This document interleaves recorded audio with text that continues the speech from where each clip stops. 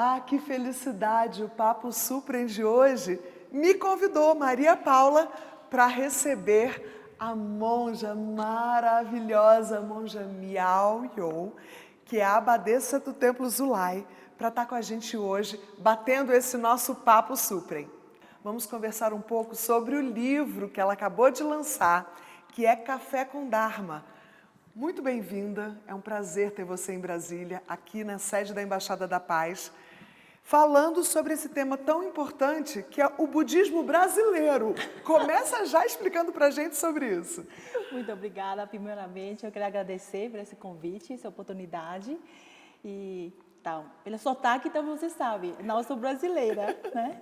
Mas eu me sinto brasileira no primeiro dia quando eu cheguei no Brasil, há 16 anos atrás. Você nasceu onde? Malásia. Malásia.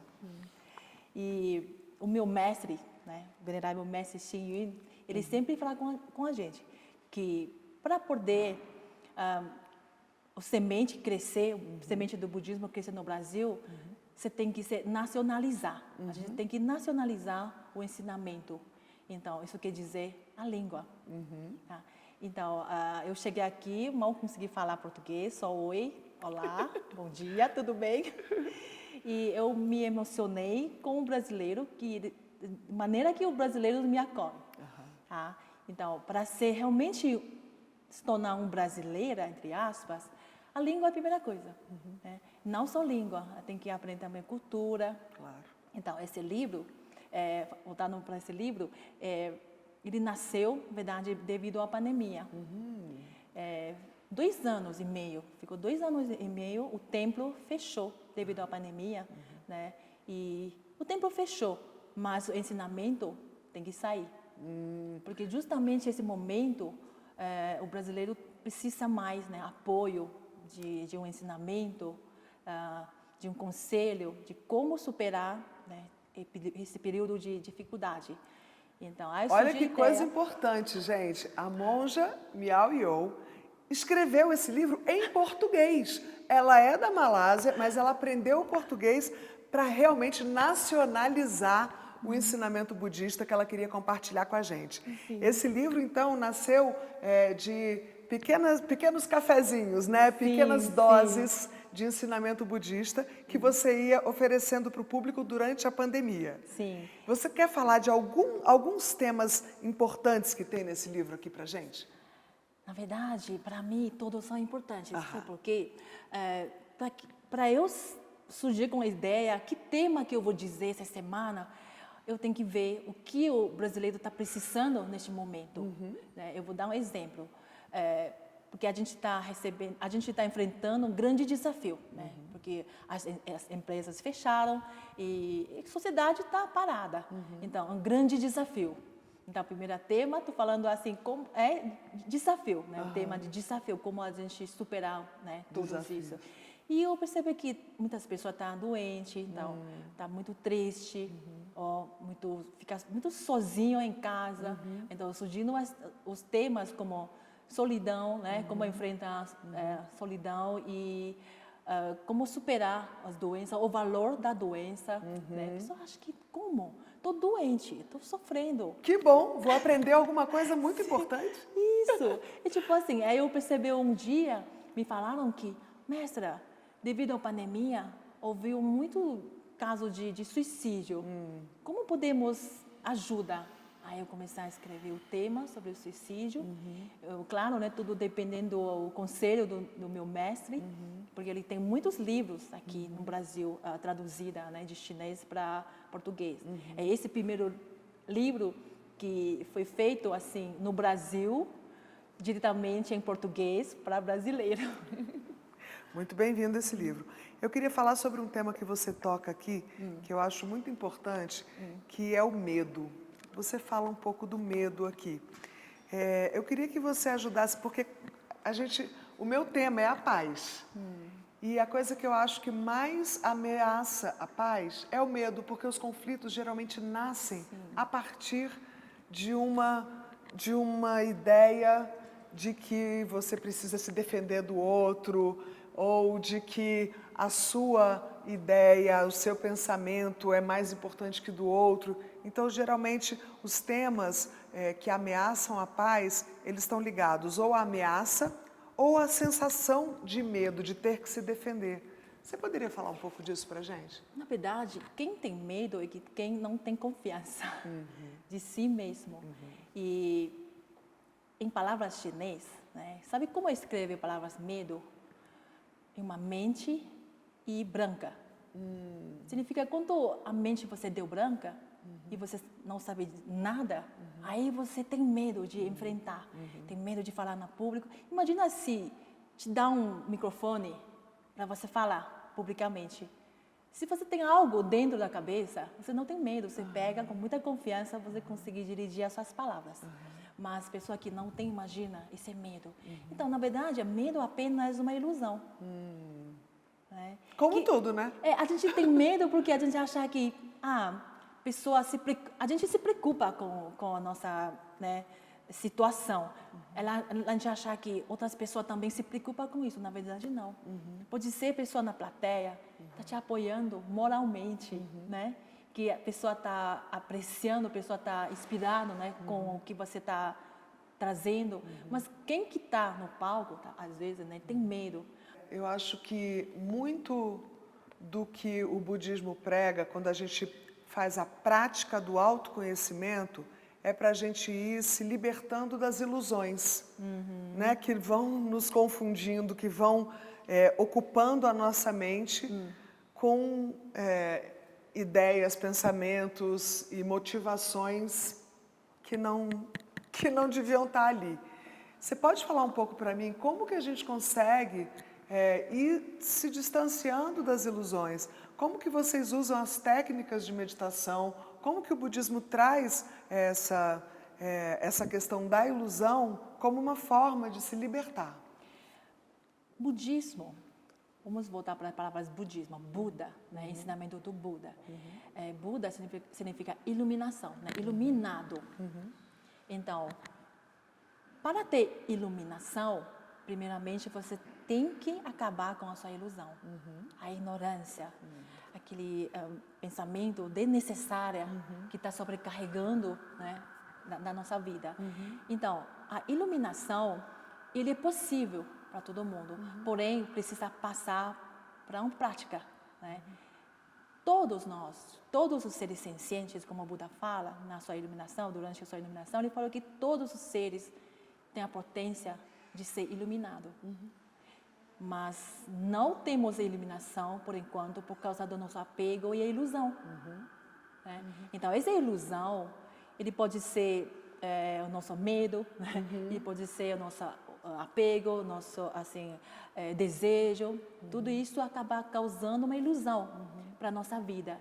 E, na verdade, nossa vida agora é uma grande ilusão, é um grande sonho. E todo mundo está dormindo. A iluminação é comparado como momento de acordo, despertar. Né? Então, como a gente vai superar tudo isso? Claro, primeiramente, a gente aceita, né, a situação. Né? Estamos, quiser ou não, estamos no mundo ilusório. Todo mundo acredita o que ele viu, né? Mas ele não sabe o que ele viu, o que ele escutou. Tudo isso, na verdade, é apenas pedacinho. Né? No começo do seu livro, você fala uma coisa que eu estou refletindo e que está ampliando muito a minha visão de mundo. Que você fala assim, que é sobre o contentamento, né? Que quando você consegue estar contente, você pode até ter uma realidade fora de você, que você pode até não ter nada, você pode estar vivendo na miséria. Sim. E ainda assim ser uma pessoa vivendo uma experiência muito rica. Sim. E o contrário também, você pode ter todo o luxo, todos os carros, todos os aviões, tudo. Se você tiver uma experiência de insatisfação, é como se você não tivesse nada. Sim, isso é verdade. Porque contentamento, a felicidade, a tranquilidade, paz, né? Tudo isso você consegue encontrar dentro de você. Se você dependendo de alguém te dá tudo isso, jamais você conseguiu tudo isso.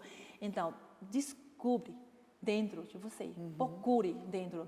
Se você quer resposta, Pergunto a si mesmo. As coisas parecem que estão acontecendo fora, mas na verdade Sim, é sim. dentro que a gente tem que procurar, O né? que está na fora apenas um espelho, né?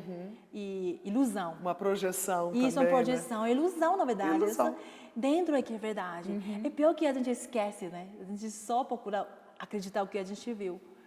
No momento de meditação, quando a gente fecha nossos olhos, a gente escuta dentro, conversa com si mesmo, olhar para dentro de nós. Olha só, que coisas que é mais perto dos nossos olhos? Os cílios. É pior que a gente nunca Nem enxerga, vê. nem vê. É verdade. Eu vou te fazer um convite, então. Enquanto eu vou chamar para os comerciais, vamos fazer uma meditação juntas? Ok, Já voltamos.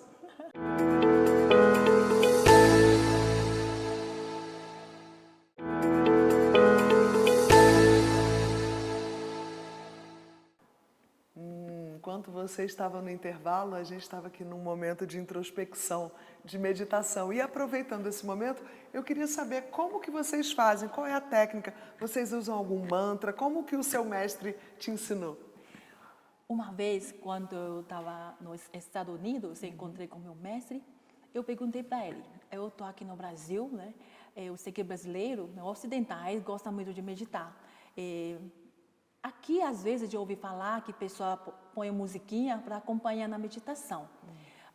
O que é o conselho que o Senhor me dá, né? E ele falou que é assim, melhor não. Eu falei que, mas a pessoa gosta de colocar musiquinha. Ele falou que isso é relaxamento, isso não é meditação.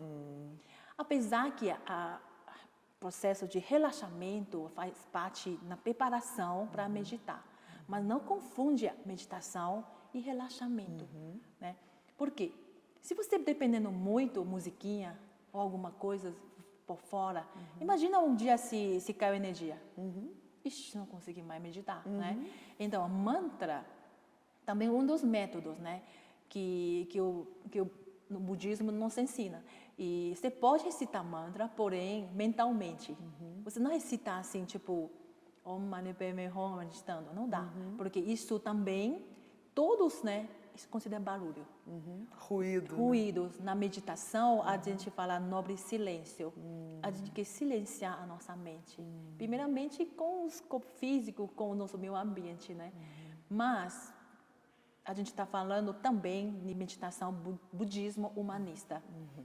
Que hoje em dia todo mundo está muito ocupado, né? Você não tem tempo ou nem tem um espacinho que você pode aproveitar e meditar em um lugar tranquilo sozinho. Nem tem esse tempo ou nem tem esse espaço. E você pode meditar, na verdade, quando você trabalhar. Que a gente chama isso de meditação em ação, meditação em movimento. Você pode meditar o tempo todo, né? É um Sim. estado, E na não, verdade. voltando para falar o que é meditação. Não é sem pensar em nada. Meditação é o hábito de pensar. É o jeito de pensar de uma maneira orientada. Meditação é um treinamento, é um exercício da mente. Então, você concentrar, você tem que manter extremamente alerta durante a meditação. Como você está dirigindo, você precisa manter foco, né, no caminho. Como você está trabalhando, está comendo, você concentrar naquilo que você está fazendo, isso é meditação. É uma prática maravilhosa, porque Sim. quando a gente tem uma mente que consegue focar, a gente consegue manifestar no plano material o que a gente quiser. Sim. E isso tem a ver também com coisas que tem no seu livro, que você fala tanto dos bons pensamentos, né, das boas ações. Então, eu queria falar agora um pouco de paz. Como é que a gente faz para trazer uma mensagem pacifista para esse mundo tão tumultuado que a gente está vivendo hoje? Olha que coincidência, eu estava falando sobre medo, né? Então, 2022, o mestre dá uma mensagem da paz para esse mundo, dizendo assim, que todos os seres sencientes vivam sem medo e coexistam em paz. Quando a gente está sem medo, a gente tem paz. Porque medo e paz são inimigos, né? E por que a gente tem que viver sem medo? Porque esse mundo está cheio de esperança. Hoje, sim, estamos enfrentando um pouco de dificuldade, né? O mundo está meio bagunça, mas não perder a esperança. Porque sempre tem um pedacinho na sua mente que você deve reservar para esse pensamento da paz. Então, como que a gente vence a nossa vida?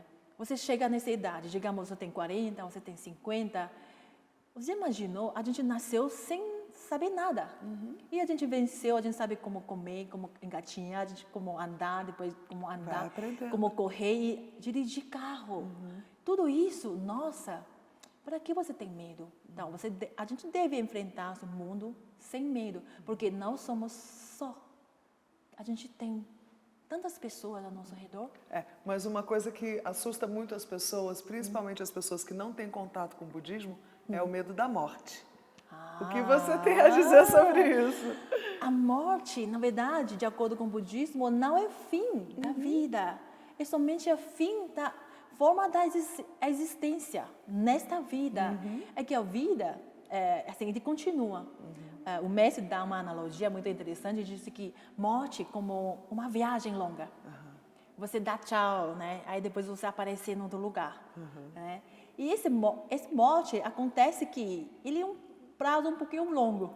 Né? Às vezes a gente dá tchau para nosso amigo e nunca mais a gente encontrar com ele. É mais ou menos assim. Então, especialmente a pessoa está com doente, né? Está muito doentinho e, coitado, o corpo físico não dá mais para aproveitar. Então, para que a gente apego com esse corpo físico? Deixa. Então, logo a gente vai aparecer com outra forma. Então, como trocar uma nova casa, né? Mudar para uma nova casa, uma nova roupa. Essa certeza da transitoriedade, né? Que tudo vai mudando mesmo, né?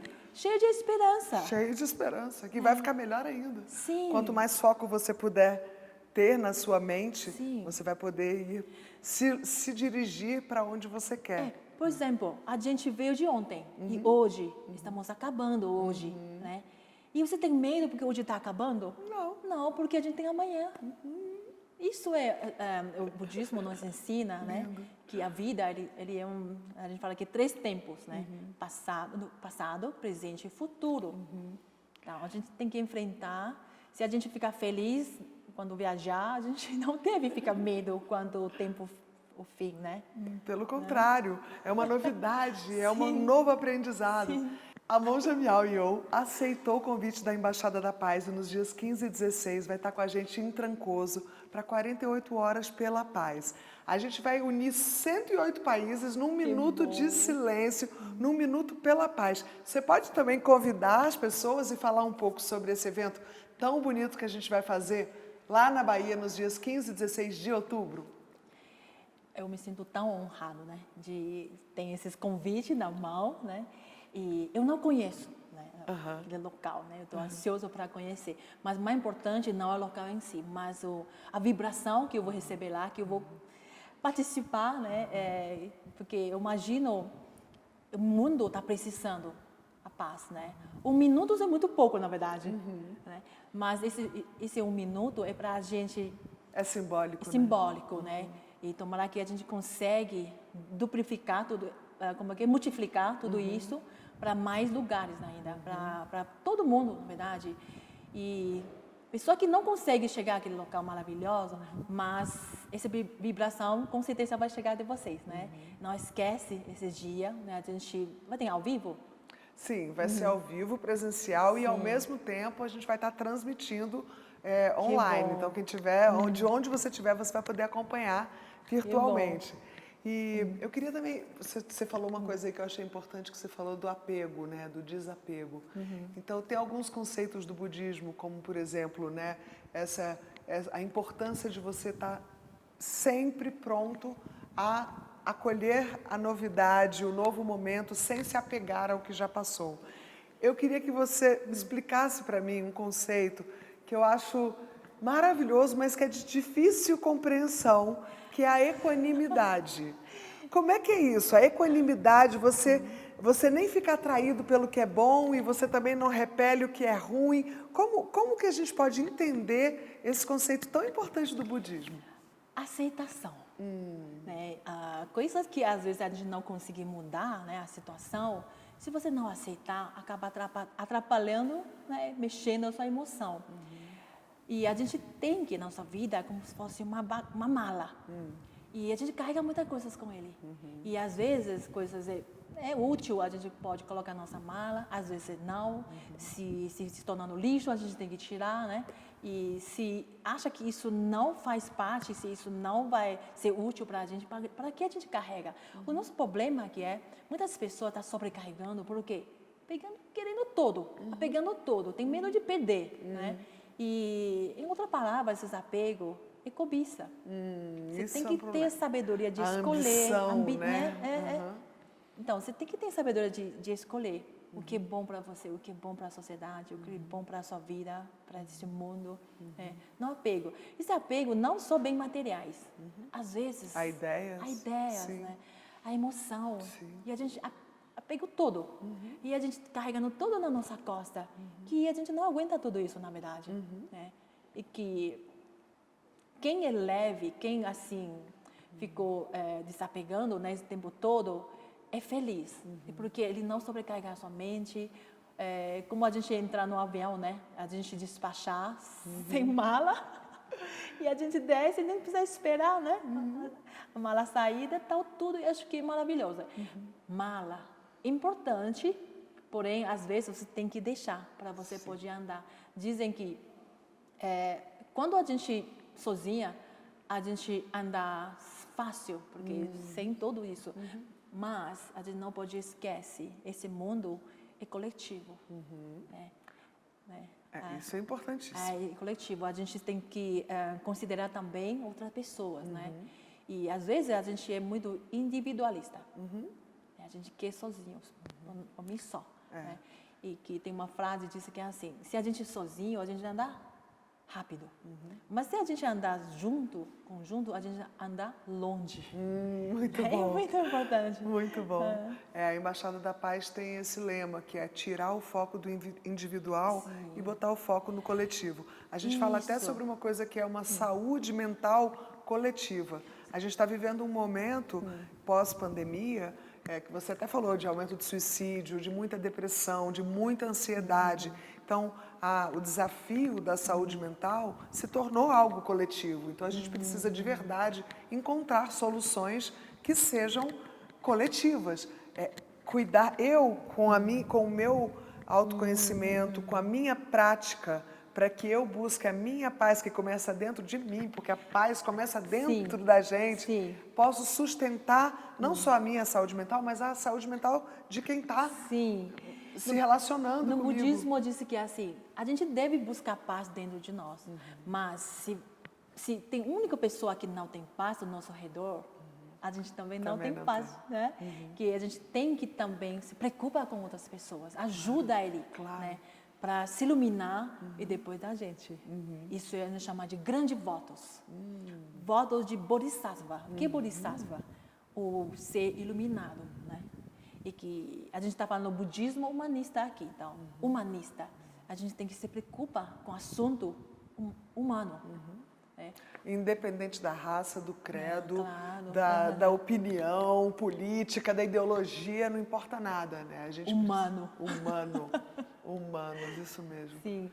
Não, que assim, não importa se você é budista, basta se você é humano. Eu acho que a gente tem que alcançar, essa ideia tem que alcançar até você. O nosso mestre sempre falou que assim, ele resume, né, na verdade, o budismo ensina muita coisa. Né? O Buda nos ensina milhares de coisas. E que o nosso mestre, ele resume em 3 frases. Né? Vou ser bem breve. Fazer o bem. Fazer o bem.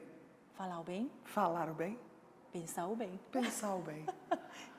Bom, não tem mais nada a dizer, gente. Eu acho que a gente pode até já terminar o programa, porque você disse tudo. Muito obrigada, Miau. Agora é difícil de pôr em prática. Mas agora a gente tem a vida toda para treinar. Sim. Lembrando, fazer o bem, pensar o bem, falar o bem, pensar o bem, fazer o bem, falar o bem. Não importa a ordem. O que importa é que você esteja decidido a se colocar o tempo todo à disposição das boas práticas, dos bons pensamentos, das boas ações. É importante a gente falar que fazer o bem ou falar o bem não é por mim só, né? Porque a gente falar o bem, se só isso faz bem para mim. Então, eu faço, mas isso não faz bem para o outro. Aí é melhor não. Aí não é o bem. Isso não é o bem, tá? É porque isso não é paz. Isso não é a gente quer. Né? Quero te agradecer. Foi maravilhoso ter você aqui. Quero agradecer a você que está aí do outro lado, espectador, ouvindo e refletindo com a gente. Muito obrigada, foi um prazer ter esse papo super com você. Cultivando o bem, olha só. E também Café com Dharma. A gente espera vocês nos dias 15 e 16 de outubro. Vamos estar juntas no evento pela Paz Mundial, promovido pela Embaixada da Paz em Trancoso. Até lá. E venha tomar o café do ensinamento, que é o Café com Dharma, e cultivando o bem. Obrigada. Obrigada.